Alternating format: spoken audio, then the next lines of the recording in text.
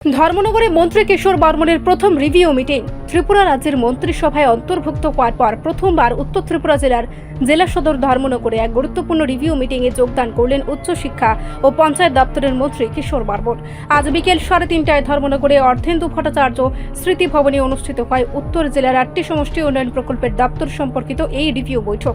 বৈঠকে উপস্থিত ছিলেন সমষ্টি উন্নয়ন দপ্তরের আধিকারিকগণ, পঞ্চায়েত সচিব, জেলা পরিষদের সদস্য এবং পঞ্চায়েত অধিকর্তা। শুরুতেই উত্তর ত্রিপুরা জেলা পরিষদের সভাধিপতি অপর্ণা নাথ মঞ্চে উপস্থিত থেকে নবাগত মন্ত্রী কিশোর বর্মনকে আন্তরিকভাবে বরণ করে নেন। এদিনের সভায় আরও উপস্থিত ছিলেন যুবরাজনগর ও কুর্তি কদমতলা কেন্দ্রের সিপিআইএম এর 2 বিধায়ক শৈলেন্দ্র চন্দ্রনাথ ও ইসলাম উদ্দিন। পাশাপাশি ছিলেন পঞ্চায়েত দপ্তরের অধিকর্তাও।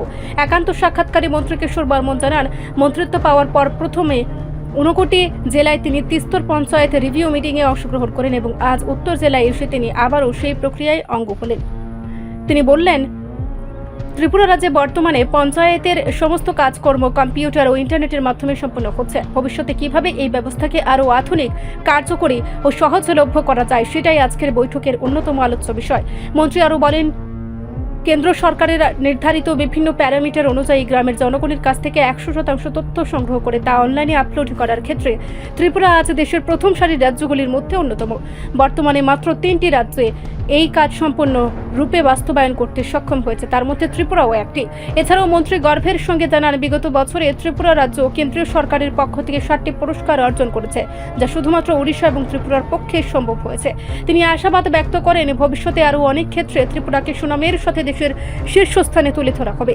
আজকে রিভিউ বৈঠকে আগামী 3 মাসের বিভিন্ন পরিকল্পনা ও কর্মসূচি নির্ধারণ করা হয়। 3 মাস পর আবারও এক বিশেষ রিভিউ মিটিং আহ্বান করা হবে, যেখানে আজকের আলোচনাগুলি কতটা বাস্তবায়িত হয়েছে তার বিস্তারিত পর্যালোচনা করা হবে।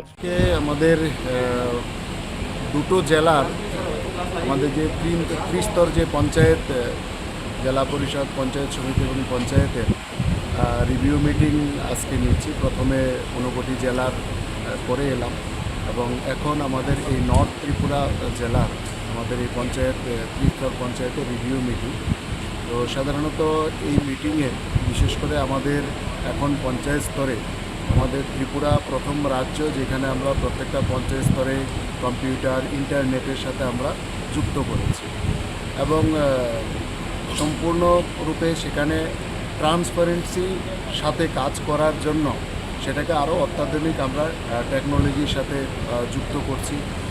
কিছুদিন পূর্বে আমরা পঞ্চায়েত অ্যাডভান্সমেন্ট ইন্ডেক্সেও সারা ভারতবর্ষের মধ্যে 3টে স্টেটের মধ্যে ত্রিপুরা একটা, যেখানে 100% পঞ্চায়েতে গ্রাম সভার মধ্য দিয়ে অনলাইন গ্রাম সভার আপলোডিং এবং কেন্দ্রীয় সরকারের যে কিছু এই প্যারামিটার ছিল সেটাকে 100% গ্রামবাসীদের সাথে জিজ্ঞেস করে তাদের দেওয়া তথ্য আমরা অনলাইন আপলোডিং করেছি এবং 100% পঞ্চায়েতে সেটা সম্ভব হয়েছে। সারা ভারতবর্ষে মাত্র 3টে স্টেট এই কাজ করতে পেরেছে, তার মধ্যে একটা আমাদের ত্রিপুরা রাজ্য।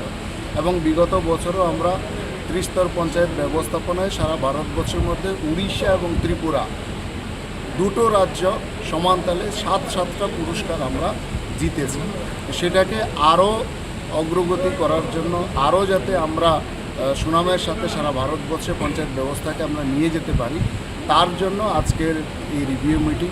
সেখানে আমাদের পিডিএফ ফান্ড, পঞ্চদশ অর্থ কমিশনের বিভিন্ন ফান্ড, এছাড়া আমাদের রাজ্য সরকার থেকেও আমরা বিভিন্ন সময়ে আমাদের যে পঞ্চায়েত ভবন নির্মাণ, আমাদের ব্লক পঞ্চায়েতের রিসোর্স সেন্টার, মুখ্যমন্ত্রী মডেল ভিলেজ ইত্যাদির জন্য আমরা যে অর্থ প্রদান করে থাকি, সেই অর্থ এই অর্থ বছরে এখনও কতটা ব্যয় হয়েছে, কিভাবে ব্যয় হয়েছে, কতটা অব্যাহত আছে, সেটা কতদিনের মধ্যে আমরা ফুলফিল করব, তার জন্য একটা নির্দিষ্ট কাট অফ ডেট ঠিক করে আগামী দিনে আমাদের যে লক্ষ্যমাত্রা সেটা এই বৈঠকের মধ্যে বা এই রিভিউ মিটিংয়ের মধ্যে আমরা ঠিক করি।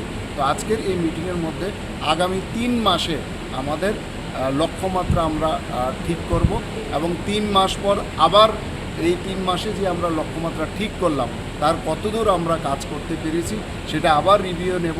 এইভাবে প্রতি 3 মাস অন্তর অন্তর আমরা স্টেপ বাই স্টেপ আমাদের পঞ্চায়েত যে সাধারণ মানুষের যে গ্রাম উন্নয়ন, সাধারণ মানুষের যে জীবনযাত্রার মান উন্নয়নের উদ্দেশ্য নিয়ে যে পঞ্চায়েত ব্যবস্থাপনা, সেটা যাতে তার সুবিধা যাতে গ্রামের প্রত্যেকটা দরিদ্র অংশের মানুষ পায়, তার জন্য 3 মাস অন্তর অন্তর এ ধরনের রিভিউ মিটিং হবে, যেটা শুরুবাত আজ থেকে হচ্ছে।